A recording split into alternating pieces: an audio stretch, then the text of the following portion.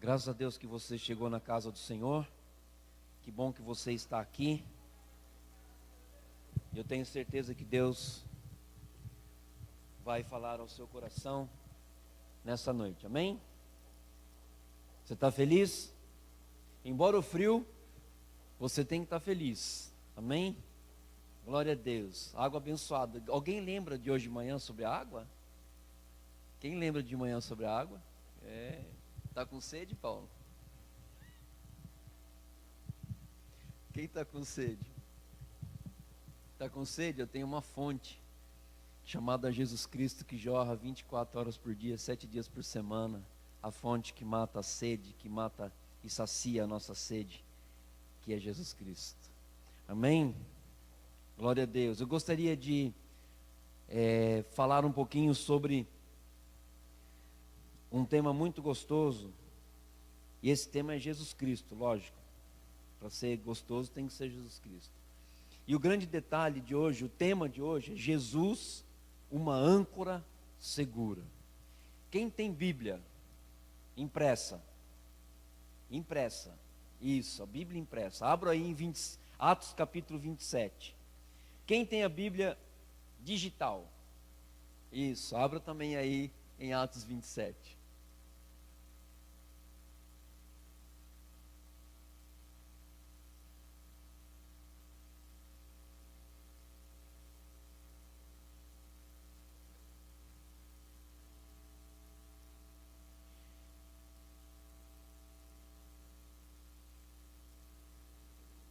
Todos acharam Atos 27?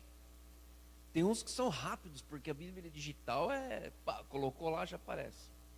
Mas Atos 27, versículos 9 em diante, diz o seguinte: depois de muito tempo, tendo se tornado a navegação perigosa, e já passado o dia do jejum, ademoestava-os Paulo, dizendo-lhes: senhores, agapianos, vejo que a viagem vai ser trabalhosa e com muito dano, não só da carga e do navio, mas também da nossa vida. Mas o centurião dava mais crédito ao piloto e ao mestre do navio do que ao que Paulo dizia. Eu quero que você preste atenção, que o centurião dava mais crédito a quem?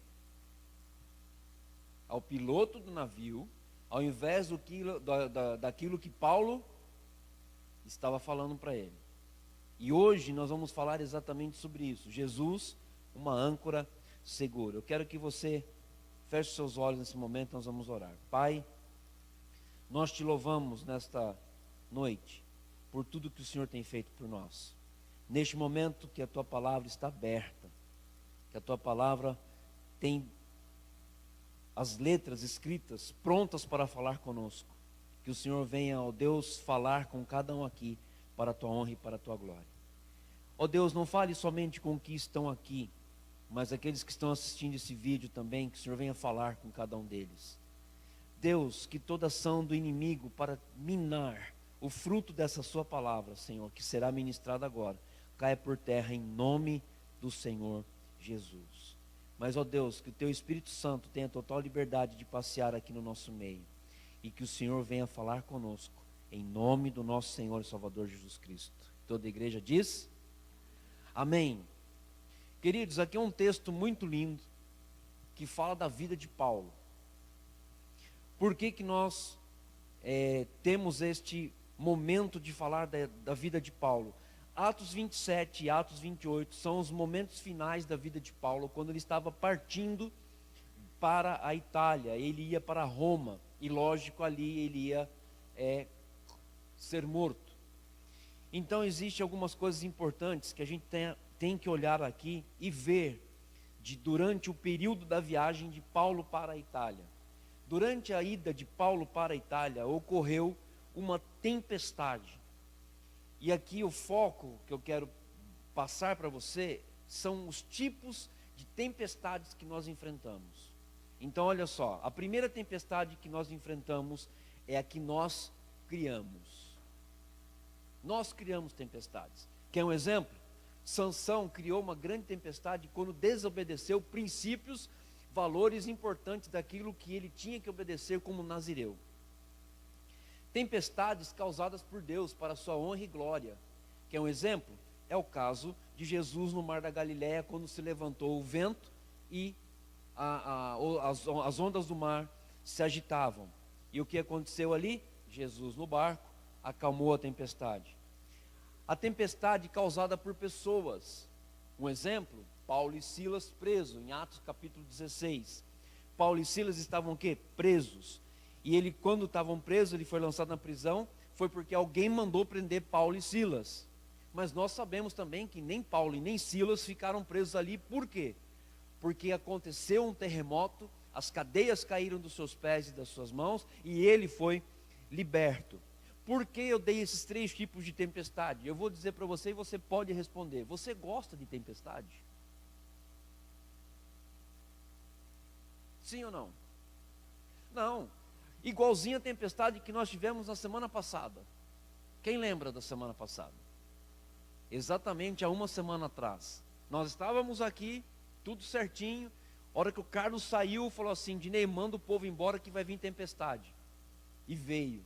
Muito forte. E ninguém gosta de tempestade. Por que ninguém gosta de tempestade?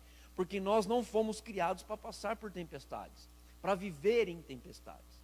Agora preste atenção um pouquinho sobre a vida de Paulo. Enquanto o navio estava ancorado, Paulo instruiu a tripulação para que não saísse do porto. Paulo conhecia e sabia que havia alguma coisa que iria acontecer no mar Mediterrâneo. Paulo sabia. Paulo tinha a revelação de Deus. E qual foi a surpresa? A surpresa foi que os marinheiros não deram crédito para Paulo. Por quê? Por ser marinheiro, eles precisavam o quê? De dinheiro. Eles precisavam de comercializar as coisas que eles tinham embarcado no navio. E eles estavam o quê? Sem paciência nenhuma. E a gente estava lendo aqui, a gente leu até o versículo 11. Mas o centurião dava mais crédito ao piloto e ao mestre do navio do que ao que Paulo dizia. Olha só o que diz no versículo 12. Não sendo o porto próprio para invernar, a maioria deles era de opinião que partissem dali para ver se podiam chegar a Fenícia e aí passar o inverno, visto ser um porto de Creta, o qual olhava para o nordeste e para o sudeste. Quando nós ficamos impacientes no meio de uma tempestade, algumas coisas nós fazemos. Olha só, quando nós ficamos impacientes, nós corremos para a tempestade, porque nós queremos resolver as coisas pela nossa própria força, e muitas vezes pela nossa impaciência nós caminhamos para a tempestade. Existem 3 razões muito importantes porque nós cometemos erros enquanto nós nos encontramos em apuros. O primeiro deles, se você está passando por isso, que você possa entender nessa noite. Olha só uma coisa importante. Versículo 11. Mas o centurião dava mais crédito ao piloto e ao mestre do navio do que ao que Paulo dizia. Muitas vezes nós entramos em apuros, nós caminhamos para a tempestade por causa de orientações de especialistas. Ouvimos o que as pessoas querem dizer, mas não ouvimos o que Deus quer dizer. Ao invés do centurião ouvir o que Paulo estava dizendo, eles preferiram dar crédito ao piloto e ao mestre do navio. E quando nós estamos ouvindo especialistas, nós estamos cometendo erro e nós podemos entrar em apuros, porque ouvimos pessoas e não Deus. Uma outra coisa aqui que acontece, nós ouvimos especialistas errados, ou pessoas erradas. Por quê? Porque o mundo tenta achar solução aonde só Deus pode dar solução. Mas para ficar longe da tempestade, para ficar longe da situação, ou para não entrar em apuros, o que nós fazemos? Me ajuda aí, ó. E quem gosta de telejornal sabe o que o Datena fala, né? Me ajuda aí, ó. Então preste atenção, ouvir especialistas errados. Vou dar um exemplo aqui. Se você tem dor de estômago, dor de estômago, você não vai procurar urologista, gente, porque é fora de especialidade. Você acaba ouvindo conselho errado. E nós temos aí os médicos que falam assim: olha, esse problema não é meu, você tem que ir para um especialista. Ouvimos especialistas errados. Olha só, a melhor solução para sair da tempestade é comprar livros de autoajuda. Para evitar de entrar em apuros, comprem livros de autoajuda, porque isso resolve o seu problema. Livros de autoajuda muitas vezes não estão resolvendo os nossos problemas, mas trazendo mais problemas, porque ali não existem princípios bíblicos. O único livro de autoajuda que nós temos é a Bíblia, é a palavra de Deus. Especialistas, ao invés de ajudar, causam mais problemas, porque eles também estão errados em muitas vezes.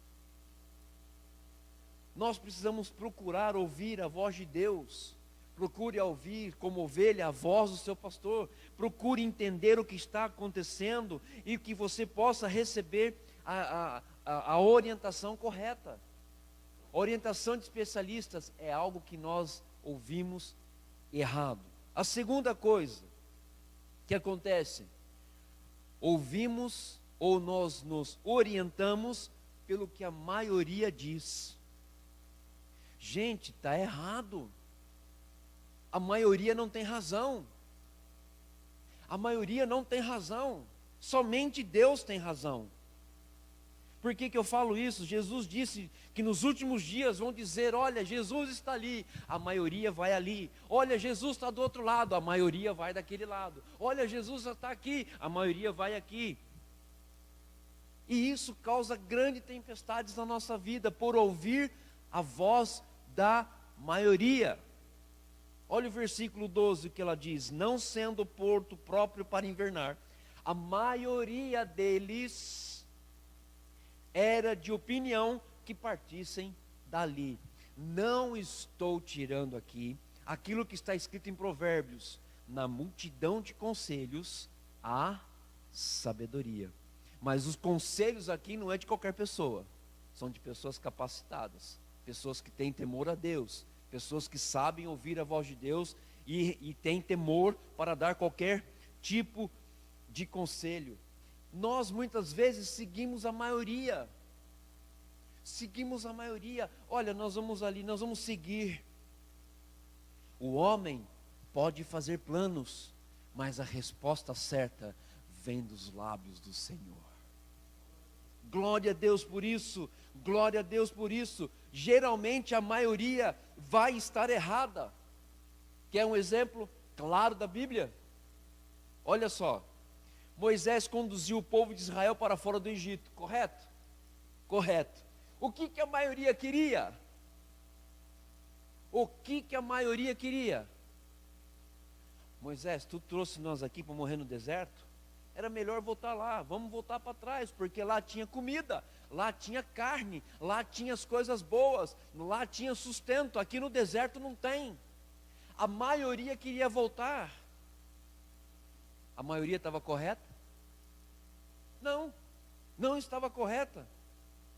Nunca siga a opinião da maioria ou qualquer ideia popular.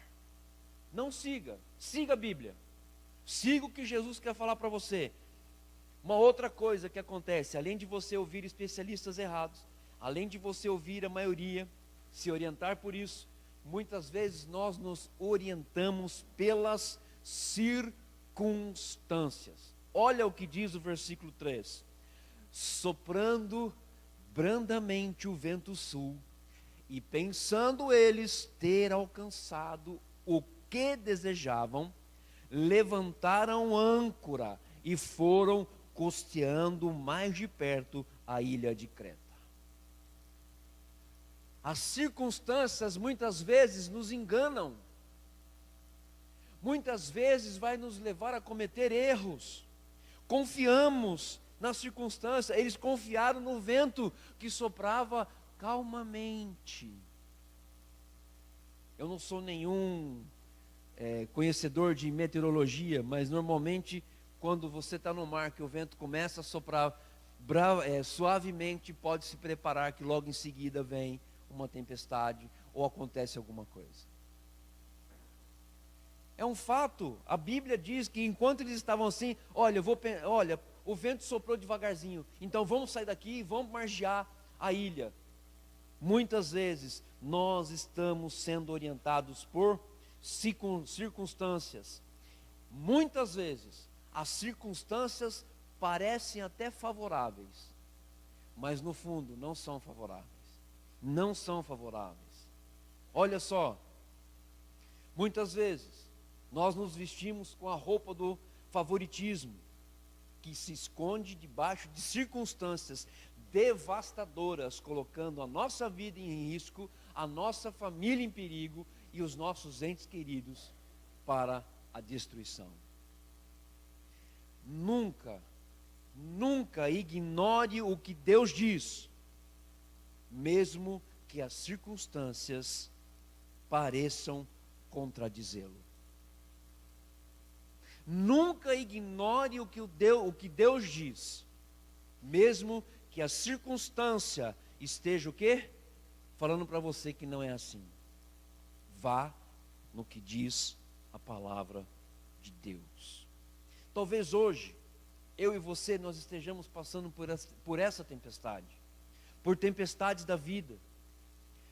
Muitas vezes, dentro dessa tempestade, a gente vai dizer assim: bem, esta decisão deve ser certa, porque me sinto bem em relação a isso. Isso parece muito bom, porque está dando tudo certo, mas nem sempre o tudo certo é o que é bom. Talvez a nossa reação pode ser o seguinte: está dando tudo certo, vai dar certo até o final. Mas na verdade a gente precisa entender que tudo que parece que é bom, muitas vezes não é bom. O que provérbio diz? Todos os caminhos são bons, mas todos podem levar à morte, caminho de morte. Não confie em seus sentimentos quando você está numa tempestade. Não confie, porque Deus dá a sua palavra. Olha só, se Deus está dizendo para você, como disse para Paulo, fique no porto e fique ancorado, irmão, nem que surjam as circunstâncias favoráveis para você sair do porto. Fique ancorado, não se movimente. Fique ali até você ter certeza de que você pode sair. Por que eu falo isso? O diabo manipula as circunstâncias para nos enganar. E a gente tem que tomar muito cuidado. Como que eu posso mudar isso? E começa a mudar a vida aqui, a partir do versículo 14. Para que você não viva em tempestade e esteja açoitado de um lado para o outro. Primeira coisa, anote aí. Não fique à deriva.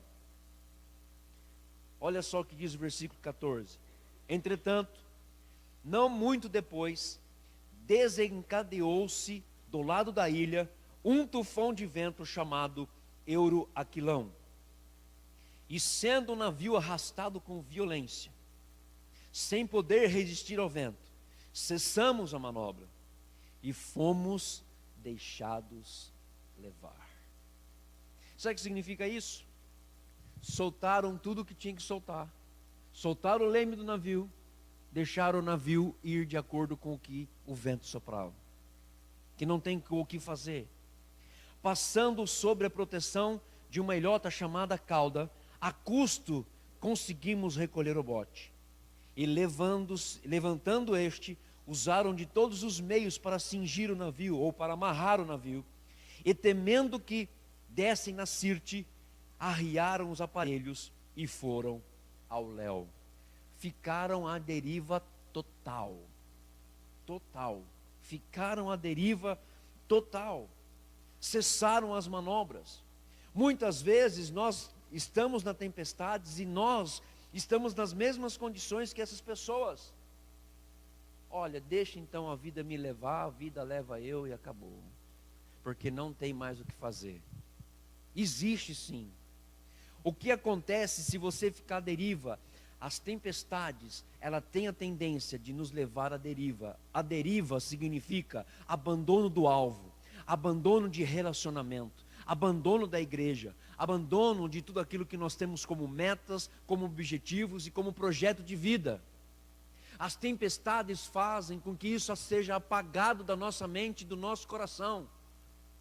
E isso é ficar à deriva, no meio de uma tempestade. E quando isso acontece? Quando as coisas parecem certas, mas no final acabam dando errado.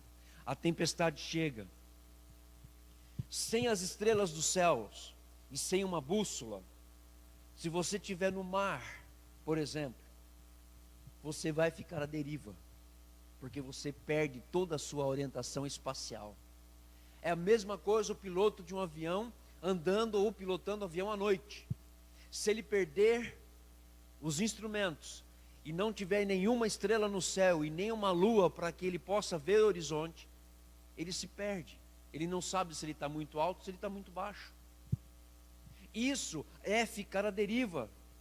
E será que nós não estamos nessas condições, passando por essas mesmas tempestades? Será que nós, quando olhamos para as estrelas, elas não estão mais brilhando? E quando nós precisamos de uma bússola, nós não a temos, porque a bússola perdeu todo o seu magnetismo, e ela não aponta mais para o norte, e não aponta a solução. Será que nós não estamos nessas mesmas condições? E nós estamos vivendo hoje à deriva? Devido aos ventos fortes da vida, a minha vontade é de dizer o seguinte: de que adianta passar por tudo isso? Para que lutar? Eu apenas vou seguir a maré. Será que nossa vida não está assim? Será que nós não estamos lançando mão de coisas importantes da nossa vida? A segunda coisa que eu quero passar para você é o seguinte: a primeira, não fique à deriva. A segunda, não lance nada ao mar. Versículo 18. Açoitados severamente pela tormenta, no dia seguinte já aliviavam o navio. Por que eles fizeram isso? Para quem conhece um pouquinho de estrutura náutica ou de tempestades, alguma coisa que já tem uma noção de barco, sabe que quanto mais pesado, mais difícil é para manobrar. Isso em qualquer circunstância, seja terrestre, marítimo ou aéreo. Não tem como. O que eles fizeram naquela época para sair da tempestade?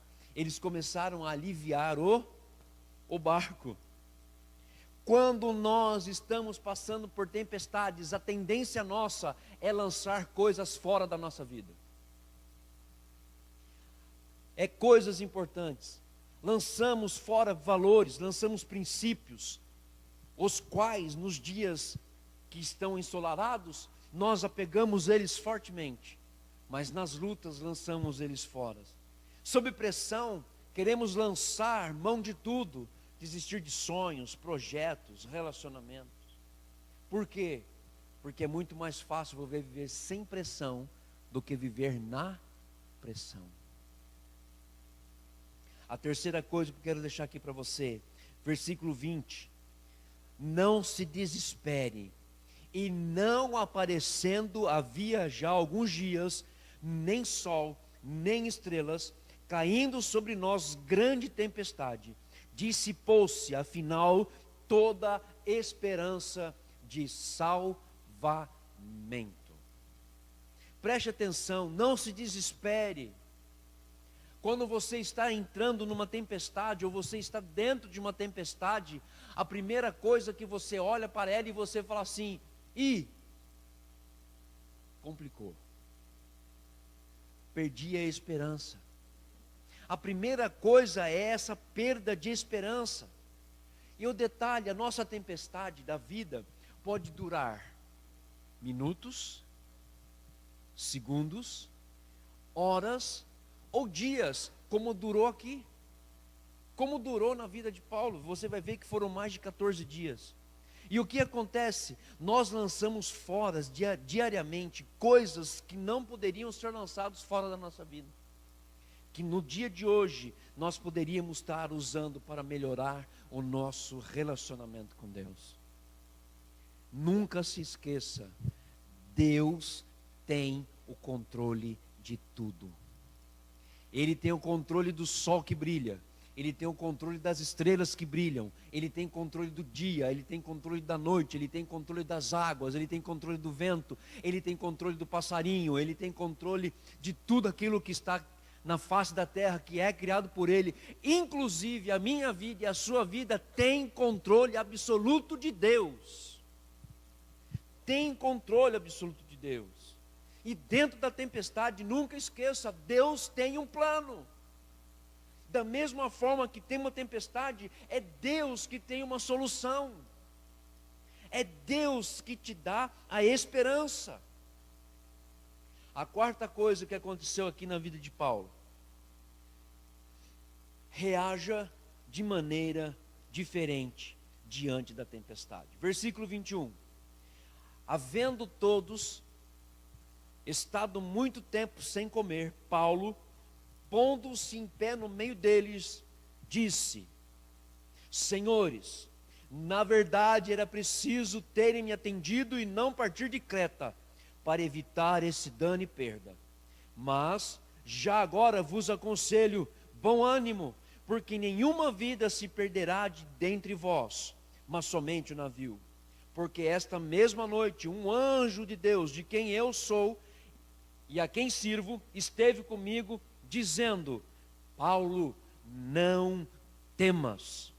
É preciso que compareças perante César, e eis que Deus, por sua graça, te deu todos quantos navegam contigo. Portanto, senhores, tende bom ânimo, pois eu confio em Deus, que sucederá do modo porque me foi dito. Porém, é necessário que vamos dar a uma ilha. Paulo reage totalmente diferente dos marinheiros. Paulo reage de forma totalmente contrária. Os marinheiros lançando coisas do mar, e Paulo fala: calma, gente, ei, calma aí, opa, pera aí. E Paulo se colocou no meio daqueles homens e começou a dizer para ele coisas maravilhosas, que levantou o ânimo daquelas pessoas no meio daquela tempestade que não havia esperança. Agora aqui eu peço licença para você. Eu quero dizer para você algo importante. Havendo todos estado muito tempo sem comer, pondo-se Paulo de pé no meio deles, eu quero me colocar de pé no meio de vocês agora. No meio de vocês. Não sei se vocês passam tempestade ou não, se vocês estão tendo crises ou não, se vocês estão passando por lutas ou não, mas aqui está dizendo o seguinte: Paulo se pôs no meio deles e disse: Senhores, irmãos, queridos, eu quero dizer para você, talvez você não tenha entendido o que eu falei assim, não faça. Busque a Deus para você saber qual decisão que você teria que tomar, e você tomou uma decisão totalmente errada. Mas eu quero dizer para você assim: vos aconselho bom ânimo. Bom ânimo, irmão. Bom ânimo, irmã. Está na tempestade, mas eu quero dizer para você: bom ânimo. Bom ânimo. Recobre o ânimo. Há esperança. Existe esperança. Dias melhores virão. Se hoje o dia está nublado, ou se hoje está frio, fique tranquilo, o sol vai chegar, o dia vai esquentar, e a noite vai chegar, nós vamos dormir, nós vamos acordar no outro dia, Deus vai renovar as nossas forças, Deus vai levantar a cada um de nós, Deus vai colocar esperança, Deus vai colocar coisas novas no nosso coração, para que nós possamos andar em novidade de vida. E eu me ponho de pé e digo para você, meu irmão: ânimo, vamos embora, a igreja caminha, este barco não afunda, porque é de Deus. Esse não afunda, eu afundo, porque eu sou pecador, eu erro, Mas o mesmo Deus que muitas vezes me vê na condição que nós muitas vezes encontramos abaixados, desanimados, fracos, é o mesmo Deus que estende a sua mão nessa noite para mim, para você e diz: levante-se, meu servo, levante-se, mulher, levante-se, homem, olhe para o meu plano, olhe para os meus propósitos, olhe para aquilo que eu quero fazer na sua vida. E Paulo continua dizendo aqui: porque nessa noite, o anjo de Deus, de quem eu sou e a quem sirvo, esteve comigo dizendo: não temas, não temas, porque eu estou contigo. Não temas, irmãos. Situações adversas nós vamos passar, mas não temas. Deus é fiel e eu creio no milagre. Ele continua dizendo: tem de bom ânimo, porque eu confio em Deus. Irmão, eu confio em Deus, irmão. Se você não confia em Deus, você tem que começar a confiar em Deus. Porque o que a Bíblia diz que eu sou, eu sou. E o que ela diz que eu posso, eu posso. Mas o que ela diz que eu não posso, eu não posso. Mas o que ela diz que eu sou e posso, isso eu quero fazer. É exatamente no meio de uma tempestade, é no meio de um tufão, é no meio de situações que a nossa vida é arremessada de um lado para o outro, visando a formação de uma única coisa: caráter cristão. Quando tudo vai bem, é muito fácil ser cristão, irmão. É fácil ser cristão quando você tem dinheiro no bolso. É fácil ser cristão quando você tem dinheiro para pagar todas as suas contas. É fácil ser cristão quando você não tem coisas adversas para tratar. É fácil ser cristão quando você não tem alguma coisa que está errada na sua vida e você precisa mudar. É fácil ser cristão assim, irmão. Mas vai ser cristão na adversidade. Vai ser cristão quando você chega no supermercado, você olha os preços e fala assim: Jesus, não dá. Aí Deus fala para você: dá sim, meu filho, porque eu te sustento. Eu que faço tudo aquilo que você precisa. Eu dou o que você precisa vestir, comer. Eu te alimento espiritualmente. Se eu te alimento espiritualmente, não vou te alimentar materialmente? É o mesmo Deus, querido. Deus não muda. É muito fácil ser cristão quando as nossas orações são respondidas. E eu vou dizer para você, não sei se você já passou por isso não, mas eu já passei por uns momentos e passo por esses momentos atualmente. Quando falo com Deus, Ele não responde. É fácil ser cristão, irmão. É fácil ser cristão quando tudo vai bem.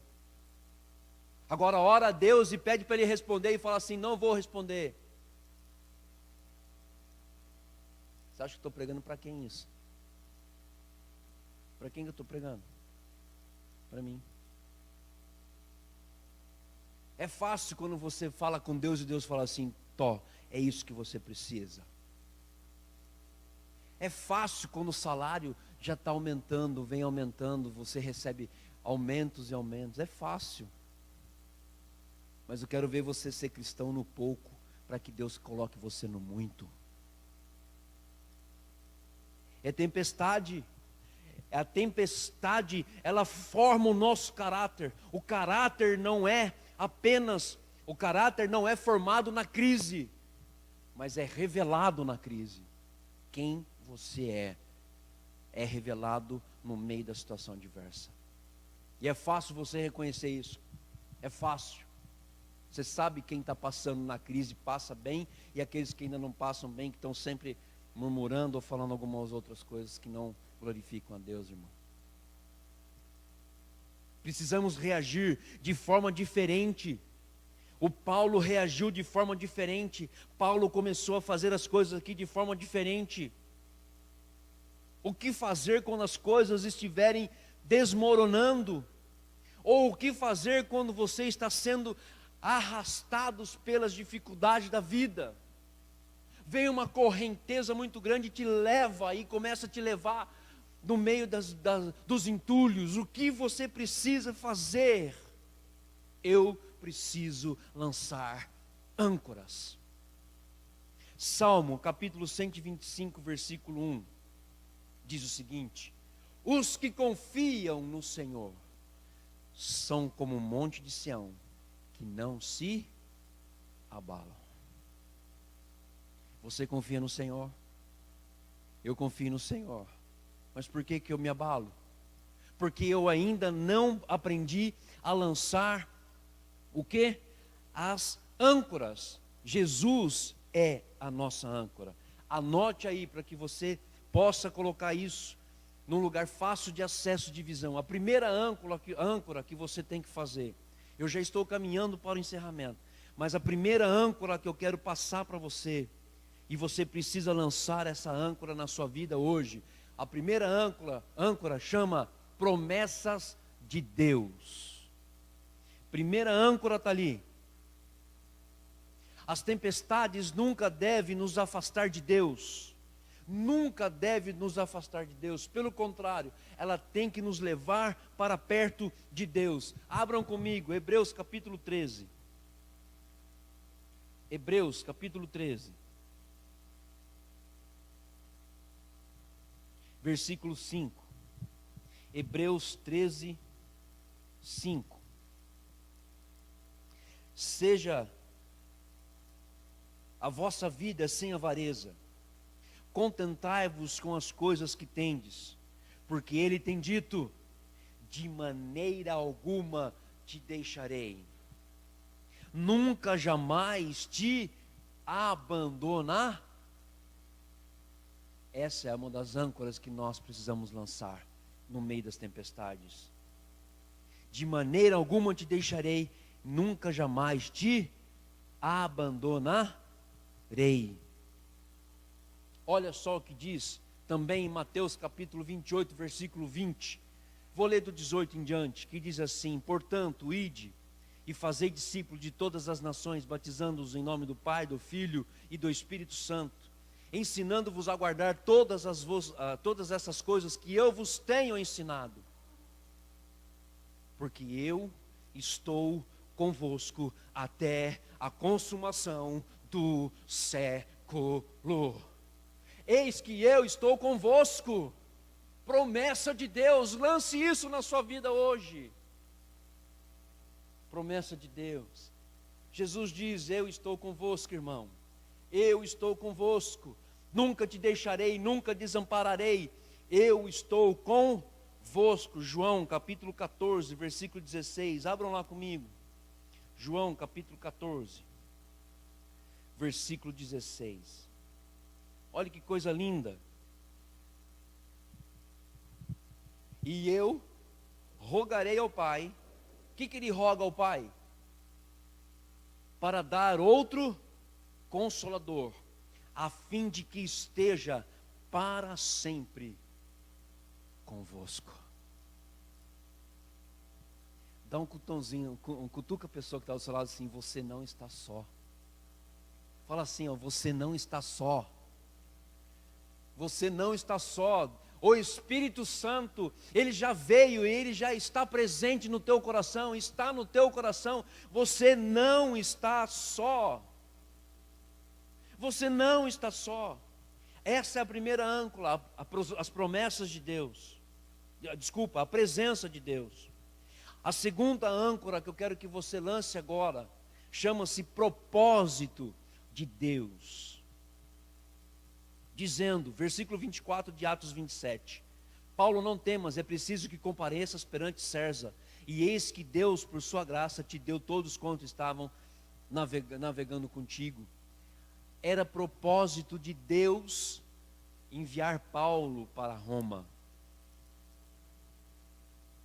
Então, você precisa entender que no meio da tempestade, Deus tem um propósito. Você tem um propósito no meio da tempestade. O de Paulo era para ir a Roma. E o seu? Qual é o seu propósito? Qual é o seu propósito? Você não está aqui no mundo para ocupar espaço. Você não está no mundo para ocupar espaço. Eu não estou no mundo para ocupar espaço. Eu tenho um propósito de vida.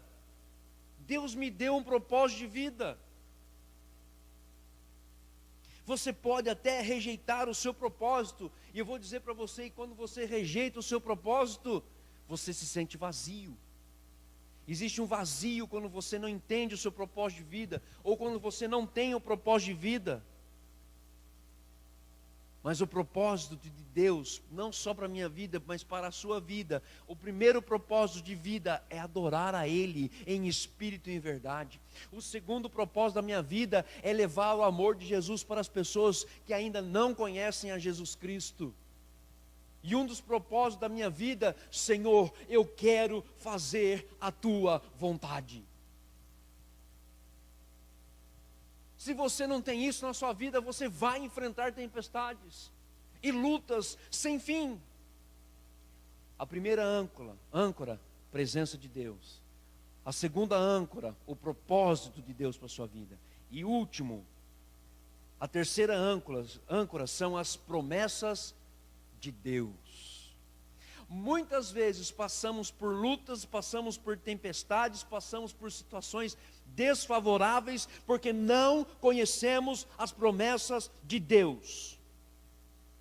Deus cumpre todas as suas promessas. E eu gosto de reforçar e vou reforçar sempre: Deus já cumpriu todas as suas promessas em Cristo Jesus, lá na cruz do Calvário. Não tem mais o que ficar pegando. Eu vou agora busque Jesus, Ele é a sua maior promessa.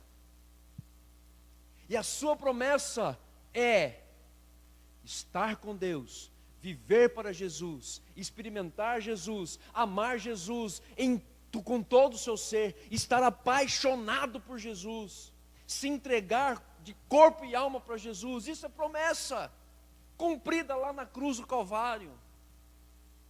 Isso é promessa. As tempestades não mudam as promessas de Deus. Eu quero fazer as promessas de Deus mudar, porque eu não consigo viver sob pressão. Não tem como mudar esse livro, não tem como mudar as promessas de Deus. E a palavra do Senhor diz lá no livro de Apocalipse, não lembro o capítulo, não lembro o versículo, mas existe na Bíblia dizendo uma coisa importante: não se tira uma vírgula desse livro, e não se acrescenta nada nesse livro, porque o que tira será cobrado, e o que acrescenta também será cobrado. Você sabe por quê? Porque esse livro, ele é completo, ele é integral para a minha vida e para a sua vida. Eu vou dizer para você, você pode até perder a carga que você estava tendo na sua vida, você pode até ter perdas de bens, você pode perder a armação do seu navio, você pode até perder o navio, você pode até se molhar, mas diante de qualquer situação e diante de qualquer dificuldade ou tempestade, Deus te faz vencedor por causa da promessa em Cristo Jesus, que foi consumada lá na cruz. Você é vencedor no meio dessa tempestade. Glória a Deus, aleluia. Você sabe por quê? Jesus é a minha âncora. Aleluia, glória a Deus. E tem que ser a sua âncora, e precisa ser a sua âncora. Você pode passar por qualquer situação, você pode passar por qualquer momento de dificuldade, mas Ele é o que Ele diz que é, e ninguém na face da terra pode mudar isso. Ninguém. Oh, glória, glórias a Deus. Eu quero lançar essas 3 âncoras nessa noite: a presença de Deus na minha vida, o propósito de Deus na minha vida e a promessa de Deus na minha vida. Bendito seja o nome do Senhor. Aleluia, glória a Deus. São coisas que nós precisamos aprender, irmãos, aprender e a viver isso em sua intensidade. Paulo, não vou continuar, porque aqui depois do versículo 27 até o versículo 44, tem uma outra mensagem maravilhosa dentro de tudo isso. E se você quiser depois, você pode ler o capítulo 28, os últimos dias de vida de Paulo. E eu vou dizer para você, Deus cumpre tudo aquilo que Ele prometeu. Tudo, tudo, tudo, tudo. Não tem o que fazer, irmão. Ele já cumpriu. Basta nós nos apropriarmos das bênçãos que Deus tem para a minha vida e para a sua vida. Que Deus abençoe ricamente a sua tempestade.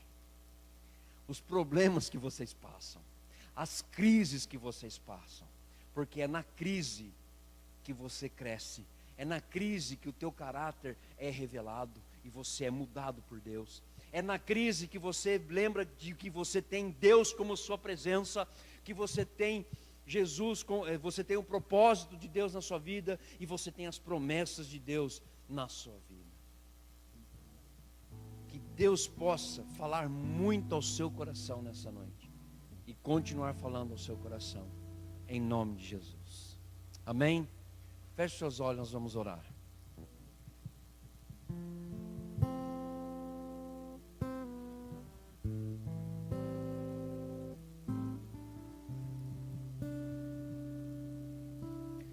Senhor, nessa noite, eu quero glorificar o Teu nome, por tudo que o Senhor tem feito por nós. Nós te louvamos. Oh Pai, nós te bendizemos.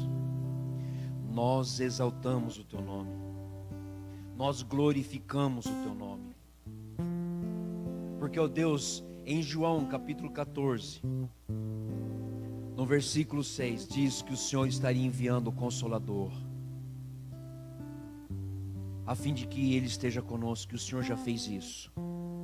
O Senhor já enviou o Consolador, o Espírito da verdade que nos conduz em toda a verdade. Pai, eu não sei como está a vida dos nossos irmãos aqui nessa noite.